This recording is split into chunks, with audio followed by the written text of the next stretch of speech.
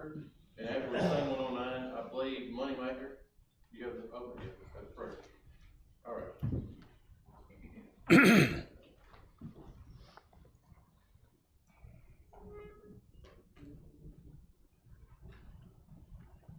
I'm pressing on the upward way, new lights I'm gaining every day, still praying as I onward bound. Lord, plant my feet on higher ground. Lord, lift me up and let me stand by faith on heaven's stable land, a higher plane than I have found. Lord, plant my feet on higher ground. My heart has no desire to stay where doubts arise and fears dismay. Though some may dwell where these abound, Lord, my aim is higher ground. Lord, lift me up and let me stand by faith on heaven's stable land, a higher plane than I have found. Lord, plant my feet on higher ground. I want to live above the world, though Satan's darts at me are hurled. For faith has the joyful sound, the song of saints on higher ground. Lord, lift me up and let me stand by faith on heaven's stable land, a higher plane than I have found. Lord, plant my feet on higher ground. I want to scale the utmost height,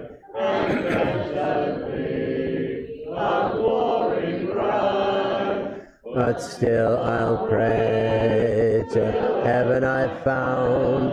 Lord, lead me on to higher ground. Lord, lift me up and let me stand by faith on heaven's stable land, a higher plane than I have found. Lord, plant my feet on higher ground.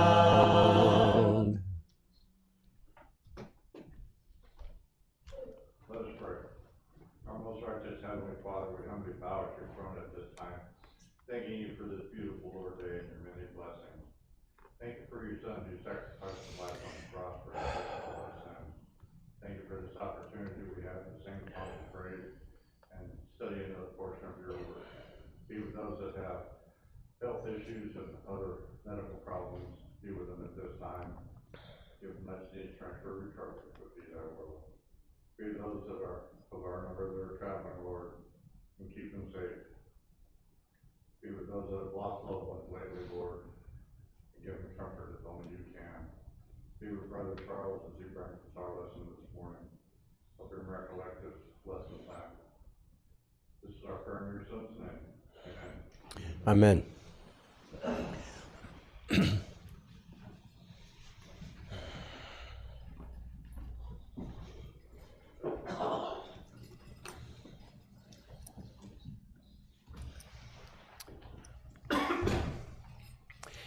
And good mornings. We are looking at question 4 of chapter 11.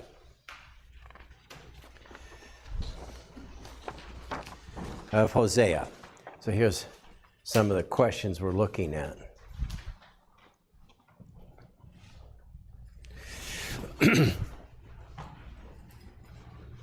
We should do okay. I think we have a couple more classes and a couple more chapters after this lesson, so we ought to do all right with Hosea and ending it and time for this quarter to end as well. All right, so we're looking at Hosea chapter 11, verses 8 and 9. Question 4 is I just ask you to summarize what the Lord through Hosea is saying in verses 8 and 9 of chapter 11. So who's going to start us off tonight? Kind of sounds like I'm taking bids at an auction here. He expresses sorrow over Ephraim and Israel. He's tender feelings.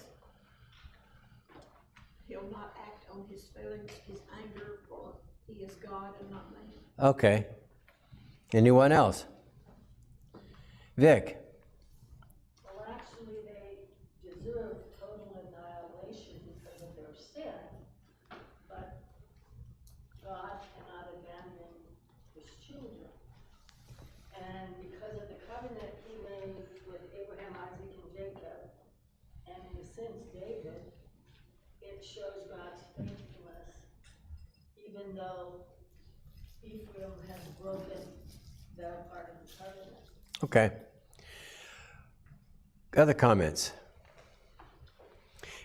One of the New Testament verses that came to my mind during this. Now, first of all, when you read that, he says, how can I give you up? And so forth. Does he give them up? In a sense, yes. Yeah, not in a sense. They are conquered by Assyria and go off into a slavery. So this verse here really reminds me of God is not willing that any should perish, but will some perish? Yes. They will, but that's not his desire. And so even in spite of all that Ephraim, which represents Israel, has done in rejecting him and going to just about every other source except him, this is still his attitude that he loves. And if you think about it, it's not a great deal of difference from John 3, verse 16. God so loved the world, yet look at how the world had treated him. Just read Romans 1, Romans 2. And yet he is not willing that any should perish, but there are those who will perish. There are a couple of cities. Did anybody look up the names of the cities of Admah and Zeboim? Yeah, they were a couple of cities of the plain that were destroyed with Sodom and Gomorrah. So that's that reference there. How can I treat Ephraim or Israel in the same way as these people who were so wholly ignorant of God? So we see just an extreme reluctance to destroy Israel, but they've broken the covenant. I'm going to quote from Ellicott's commentary. In the depth of despair, the prophet, and I would say God through the prophet, delivers himself of one of the most pathetic passages in Hebrew prophecy. On the darkest cloud gleams the bow of promise. A nation so much beloved as Israel cannot be destroyed by him who has fostered it so tenderly. As the prophet loved his faithless bride, so Jehovah continued to love his people.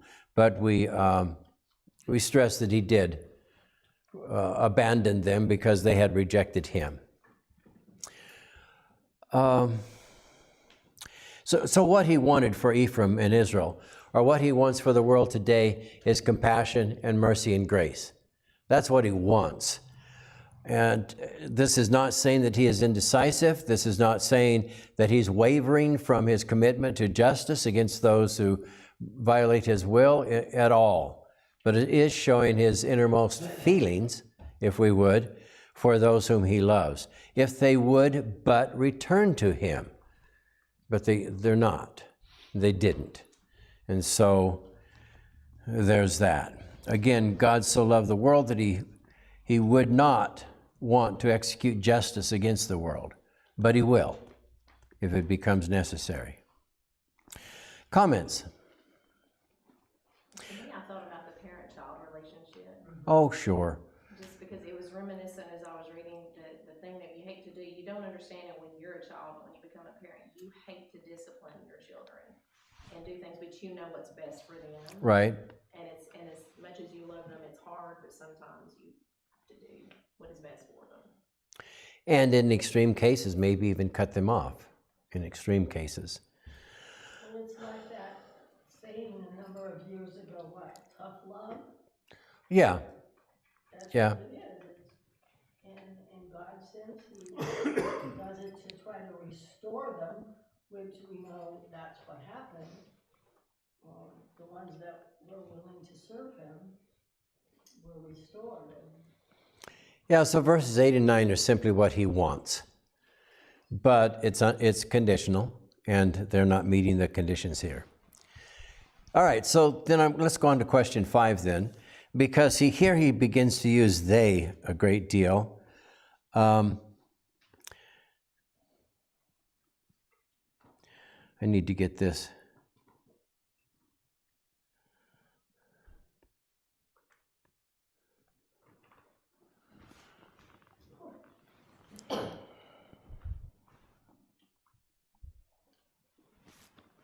Okay. It still shows small on my screen, but as long as it's big up there. All right, so I just asked in verses 10 and 11, because it's using the word they, and I just asked who's the they. Let's identify who the they is. Israel, Judah. Okay? Anyone else? In John 10:27, Jesus says, "My sheep listen to my voice." Okay. So those that are willing to listen to him and do what he says are the they.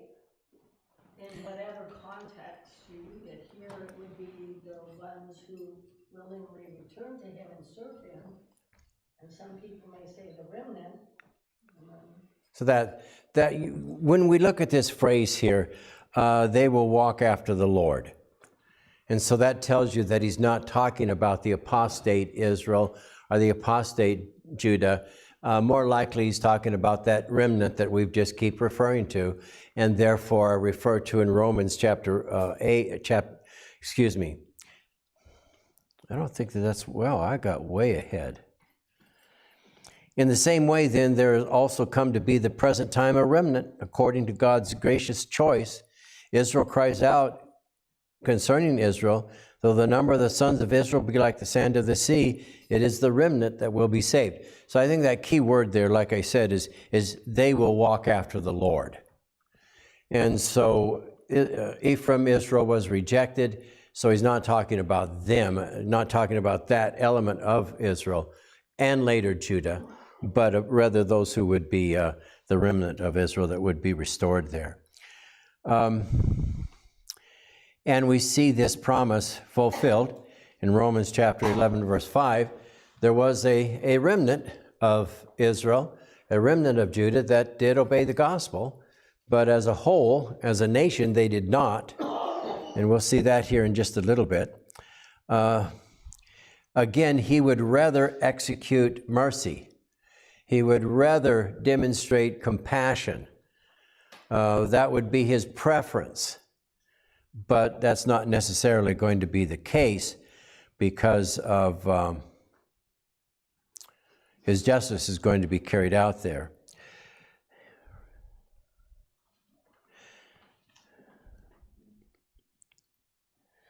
There was something in here about he will roar like a lion, and then he mentions in verse 11 Egypt again. And I ran across this interesting reference. I don't know if you can see it very well. This is a relief of some of the carvings, and you can see the Pharaoh of Egypt with the lion in the lower part, middle of it. And I didn't realize this, but the Egyptians, pharaohs actually trained, not tamed, but trained lions, and they would go with these lions into battle, which is what this relief is showing here. In fact, from what I've read, Ramses II had a favorite lion that was named Killer of My Enemies. So he will roar like a lion. It's possible that he might have been thinking of that connection at this time here, though I couldn't prove it. So some of the Egyptian kings actually went into battle. So again, I believe it's the remnant that he's talking about. So in the midst of all of this doom and despair and destruction and slavery and the destruction of Jerusalem and the temple and a people that was, you always have this remnant of a promise that there will be a people that will come out of this and be accepted by God. And we can read in Acts 2 where this initially began. There is a remnant. We're always impressed by the number of people that are converted on that first day, something around 5,000 or so. But keep in mind, at that time of Acts chapter 2, there were probably 500,000 people in Jerusalem because of the time of the year. So it's still just a very small number, even though it's impressive to us here. All right, any other comments through question 5? So really, in a sense, and he says there, how can I give you up, O Ephraim? How can my heart is turned over within me, and my compassions are kindled. And that is fulfilled on the remnant that we saw there in Romans. It is fulfilled, it is accomplished on a remnant of Israel, though not on all of Israel.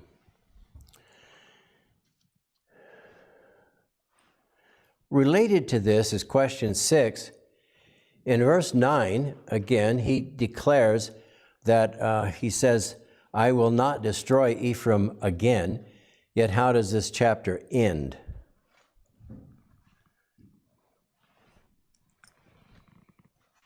How does the chapter end? Well, I put that Ephraim was still rebellious, Yep. and eventually it will be destroyed, but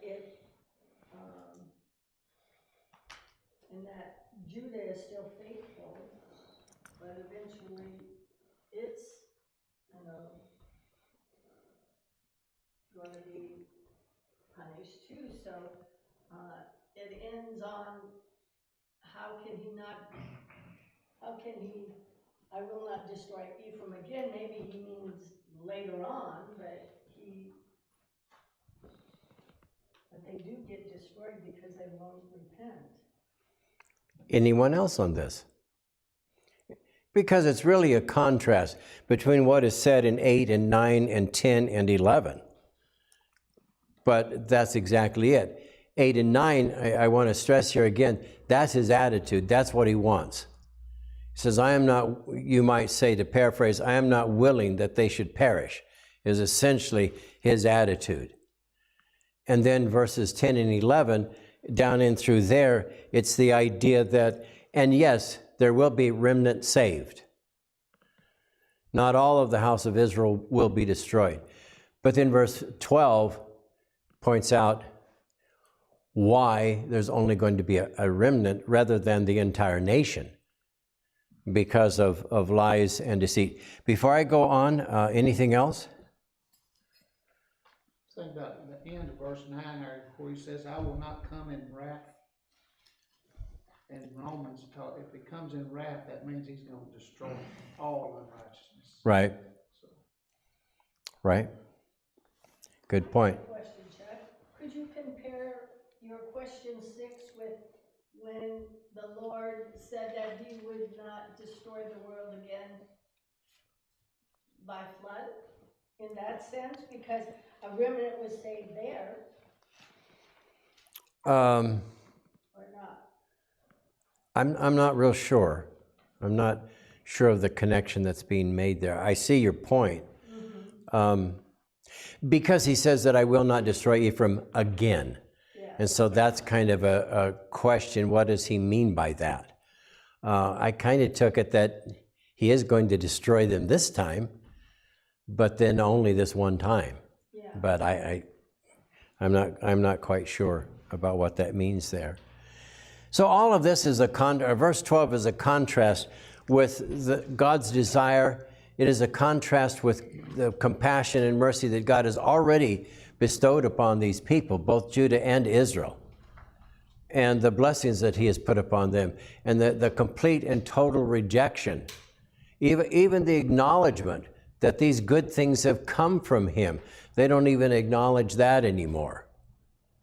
And so what we end up with is pretty much nothing has changed in about the 700 years that has passed. Matthew 15, 8 and 9. Would somebody read that, please? This people honors me with their lips, but their heart is far away from me. But in vain do they worship me, teaching as doctrines the precepts of men. Any comments on that? Because this could pretty much be put inside any one of the minor prophets and it would fit there perfectly well, wouldn't it? From what we have read, nothing has changed. They have more of the, in the days of Jesus, they have more of the appearance of righteousness. They have more of the language of righteousness. But they do not have the heart of righteousness. And so they're saying the right things, and at the time of Jesus, they're doing the right things as far as appearance is concerned. The temple sacrifices are still continuing. They are standing on the corners and praying. So all of the appearances and all of their language is that they are a righteous people. But we find out that, no, this is not the case. Their heart is far from them. Now, in the minor prophets, they've even given up the pretense of righteousness, inasmuch as they have gone off into idolatry, and we see some of the behavior that they have is just despicable, and how they treat one another and how they treat the poor, and certainly in their rejection of God as well. So about 700 years from Hosea, if I remember my dates correct, to the time of Jesus, and there has been no improvement except superficially on the outside. And this is absolutely something that we needed to watch out for ourselves. I'm curious. Look at verse 12. New American Standard says, so look, find the phrase that says Judah. New American Standard says, Judah is also unruly against God. What does your translation say? There's a good chance it's going to be radically different from that. Still walks with God, is what mine says. Okay. Which is the opposite of what this says. Anybody else with a different translation, instead of Judah is also unruly against God, and yours said that they walk with God? Pardon? The King, yeah, the New King James. Anything else? Because I looked this up, and it says Judah is unruly against God. Judah still obeys God. Judah wanders restlessly. Judah yet rules with God. And so I don't know what he is saying there.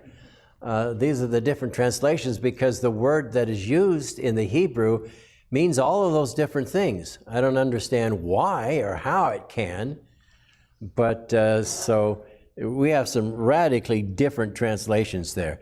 It's defined to ramble about, or to rule, or to be unruly. So I'm not sure if he's commending Judah there, or again reproaching Judah at that particular point.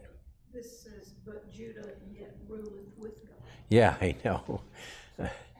Yeah. So anything else on question 6 there? So 8 and 9, we see God's attitude. 10 and 11, we see a restatement of the promise of the remnant. And verse 12, but verse 12, though, is reality.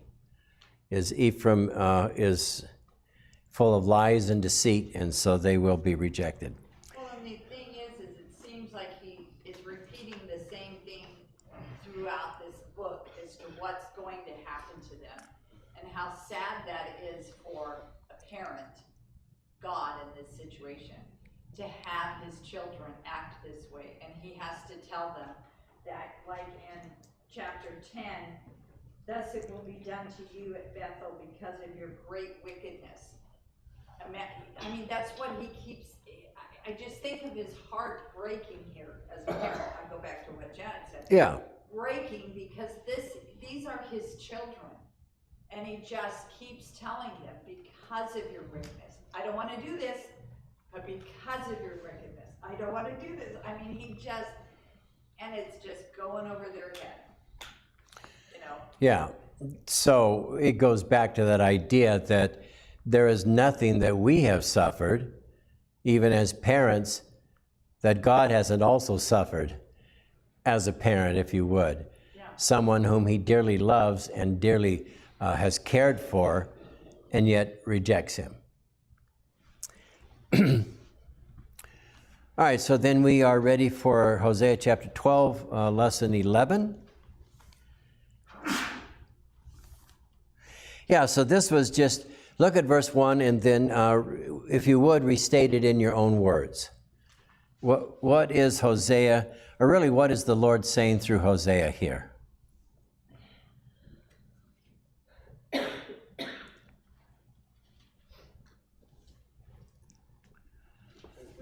They're pursuing everything except what they need. Okay, all right. Chasing empty dreams. Pardon? Chasing empty dreams. All right, yeah.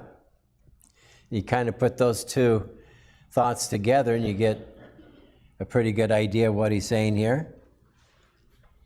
And only God can provide. Right. So they're pursuing the wrong things and chasing empty dreams because they've rejected God. And so everything that they're doing is just bringing destruction upon themselves. Okay? I also, on the same lines, thought that their quest for security was futile because it was apart from God, and it was like trying to chase the wind. The wind is empty in transit, and it's impossible to grasp. So it was pointless what they were doing because they could never find security, true security, in any other relationship except with God. Right. So, Well, and we go back to, he makes a covenant with Assyria, but then at the same time they're carrying oil to Egypt. So they're making these secret alliances.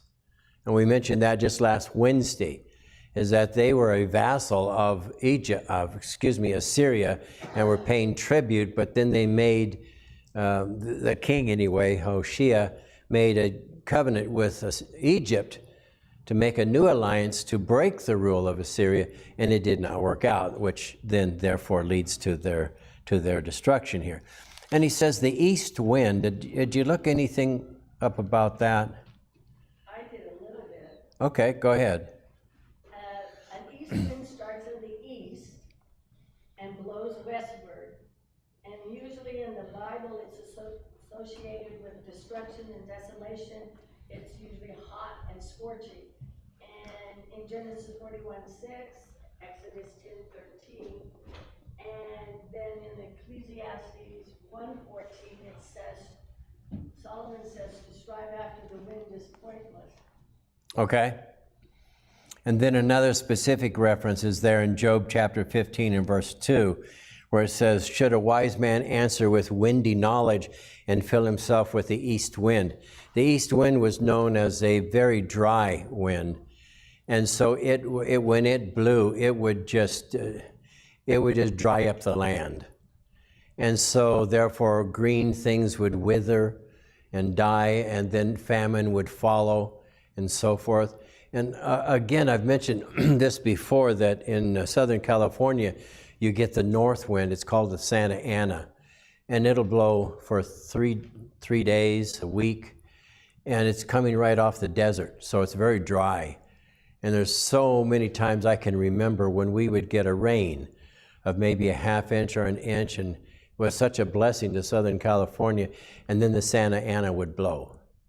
And I mean, it would just suck all the moisture right out of the earth. And so have somewhat of an experience with this as well. So they make a covenant, they send oil to Egypt, they make the secret alliance against Assyria, and they're once again following the counsels of men, and it's just going to end in their own destruction. This is said over and over and over again. Any other comments on question 1 and verse 1?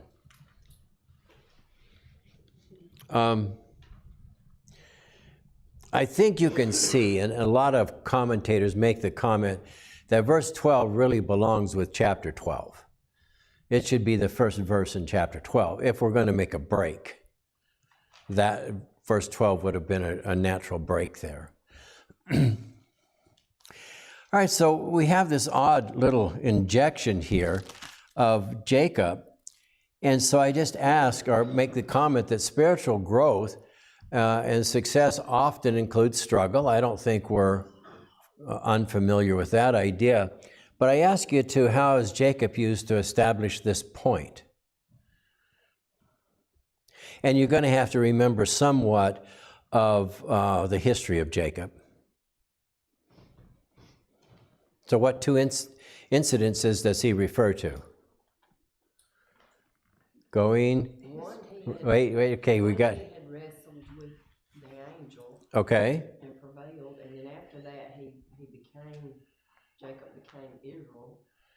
In fact, in wrestling, you may remember from Genesis, he was wrestling with the angel. The angel was not prevailing, so what did the angel do? Yeah, go ahead. Touched his thigh and hip, and then caused damage, but Jacob still did not let go. So he required from him what? A blessing. And he didn't let him go till he got that blessing. And so, Kim, you want to continue with what you were saying? Okay. And then, did you have anything to add to that? No, I mean, it also mentioned grabbing the heel of Esau. That's the first incident, isn't it? Yeah. So, Vic? And also, in a sense, it was a struggle when he needed the blessing of his father, because actually it was Esau's. And he had to use deception to get it, and his mother, but that was sort of a struggle. But I looked at different points in his life as being a struggle, because even once he went to his mother's country, he struggled with Laban the whole time he was working for Laban in different ways. So his whole life was a struggle. But then in referencing grabbing Esau's heel, what did that represent? The struggle against Esau. And the struggle with Esau resulted in two things, which have been mentioned. I just want to clarify it. What two things? Pardon? The birthright and the blessing that belonged to the elder son. So we see that grabbing of the heel there, a sort of struggle that began even at birth. But through that struggle, and we questioned the means in which it was acquired, but he did achieve blessing and birthright. And then the same thing when he struggled with the angel, and he would not yield, he would not give up, and that ended in blessing as well. And that's where his name was changed from Jacob to Israel. So, comments? Well, Israel has always struggled with their relationship with God. From the beginning, right after he brought them out of Egypt, there was a struggle to keep God's word, and all through their history. And when you look at Judges, and now you're here in Hosea, and they're still struggling with God, where in a sense Jacob prevailed, and he found favor with God. They are the opposite. They are not prevailing. They think they are, but they're not. Yeah, and the main point with Jacob, though, is the idea that through the struggle is he was blessed. So we're not giving the notion, well, I guess you would get the notion that if Ephraim and Israel and Judah struggles against God, that's what these books are about. But what he's trying to remind us here is that in achieving blessing from God, I'm just going to read, it's a comment by Jameson, Fawcett, and Brown. To us, this is highly instructive, showing that to encourage us valiantly to meet the trials to which we are subjected. God allows us to ascribe the efficiency of our faith and prayers, the victories which His grace alone enables us to make.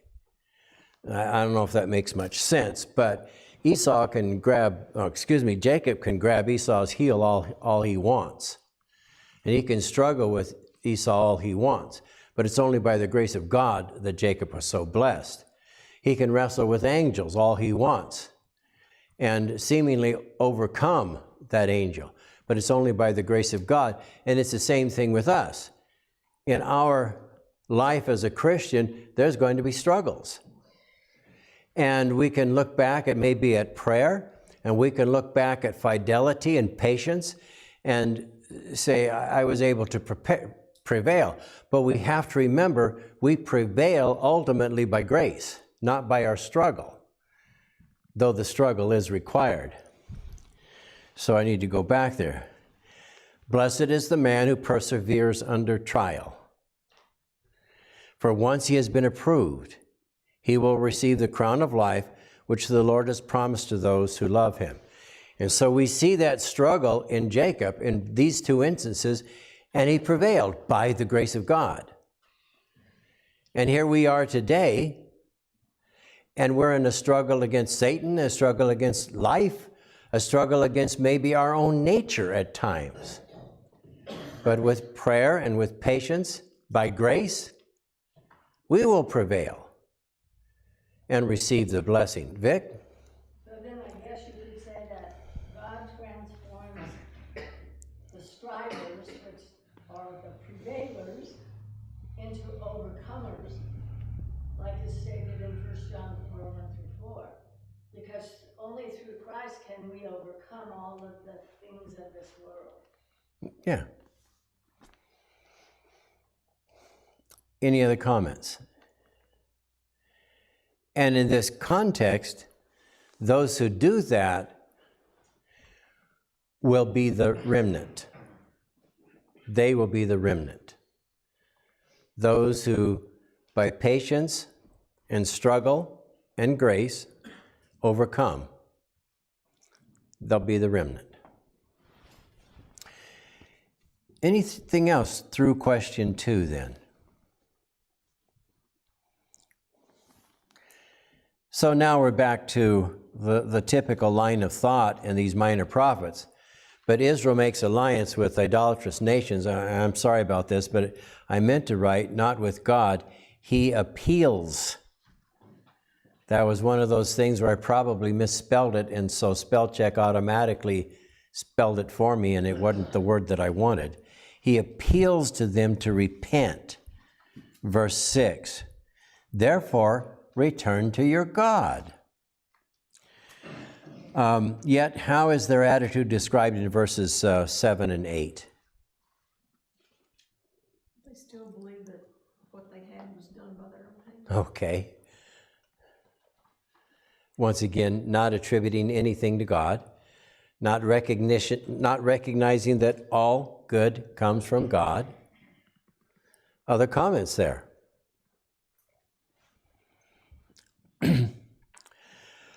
The false balance. So he's wealthy, but how did he get wealth? Thievery. Yeah, thievery, cheating, dishonesty. And then he would use that wealth to go to court, buy off the judges, and prosper from that as well. And what does it say that he loves to do?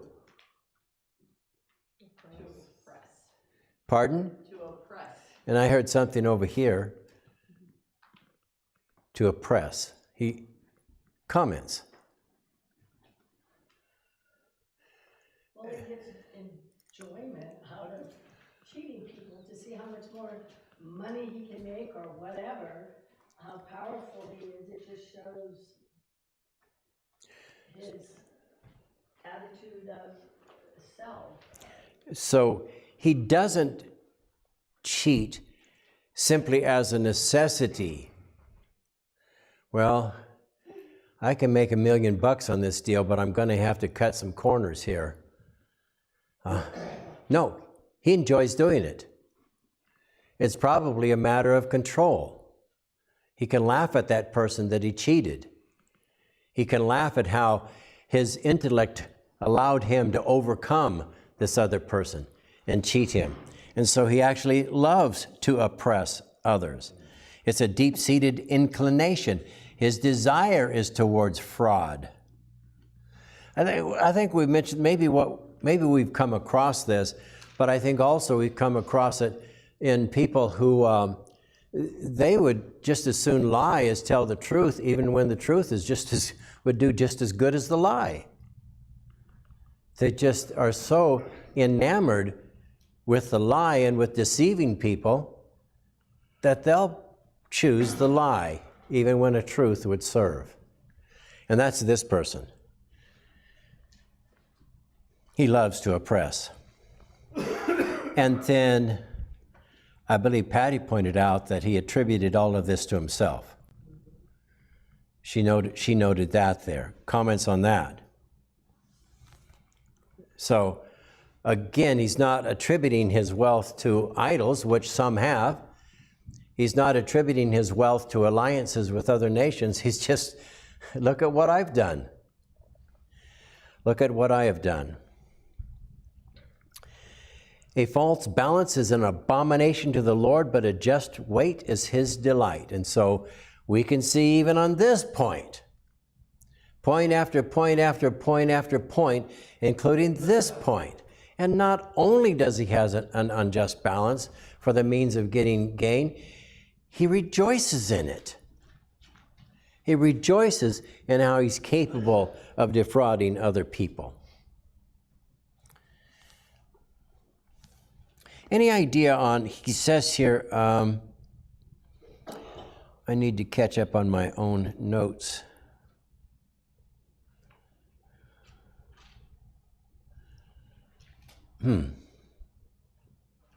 Oh, it's too far down.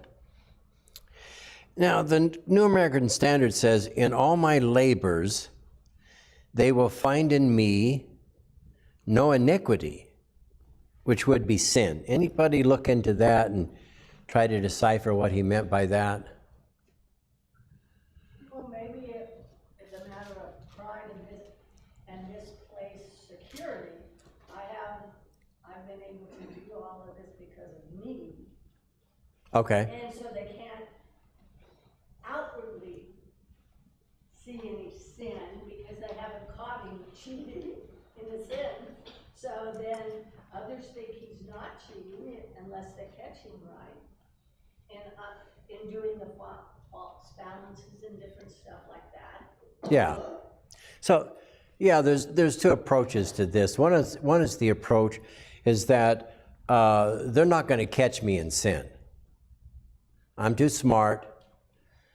We've had comments about the Teflon president and so forth, where things just kind of slide off, and we look at people that in business and so forth that are just seemingly corrupt and yet never convicted of anything, and that could be one of his ideas here, is nobody's going to catch me, I'm too smart, or I have enough lawyers that I'll get out of it. But the other thing is he says, I have done this all by myself, and remember how we talk about self-justification, and he could be saying, and I did it all without any real sin. Nobody's going to convict me of any sin. He's justified himself in his own mind. Yeah, they really think they've done nothing wrong. Yeah. That sums it up really well there. But anyway, he's clearly self-reliant and clearly self-deceived at the same time. Comments? It's just the opposite though, because God has been telling him then that because of their iniquity, this is coming upon them. And he's saying, no, I don't have any of it. Right. Well, then if you look at Revelations 3:17, that one talks about one of the churches who thought that they were rich, but actually Jesus said they were wretched and poor. And then in Deuteronomy 8:17 and 18, it sort of is summed up by my power and strength are by me and my own hands. Yeah. Yeah. I want to sneak in question 4, and then we'll be finished. So then what does he remind them in verses 9 and 8? And this is a really nice contrast with, I have done this myself. I have accomplished this myself. So what does he remind them in verses 8 and 9? No, excuse me, 9 and 10. But God did everything. Okay. In that sense, God brought them out of Egypt. They were in bondage. He took care of them. When they were running in the wilderness, and he also reminds them that he spoke through the prophets and his messengers to deliver his word, to guide and correct them for all of this time, from the beginning to now, not new. And let me ask this question. If God hadn't brought them up out of Egypt, then what? They would either still be slaves, or they would have passed off into the dustbin of history. So he goes back to the origin, and you're saying, I have done this, I have done that. You haven't done anything except I brought you out of slavery. And they just continually forget that. And so we have Romans chapter 5 and verse 8. But God demonstrates his own love towards us in that while we were yet sinners, Christ died for us. No matter what we may accomplish in the Lord's body, no matter what we may achieve, no matter how much acclaim we may receive for this, that, or the other, here's the bottom line, is that we were slaves, and he brought us out of slavery. We're nothing without that fundamental thought there. So their prophets, they existed in ignorance against him, what he had done for them. They refused to recognize the true source of their prosperity, and their ignorance is without excuse. So any other comments before we quit this? Then we'll pick up with chapter 12, question 5, then Wednesday, the Lord willing. Thank you.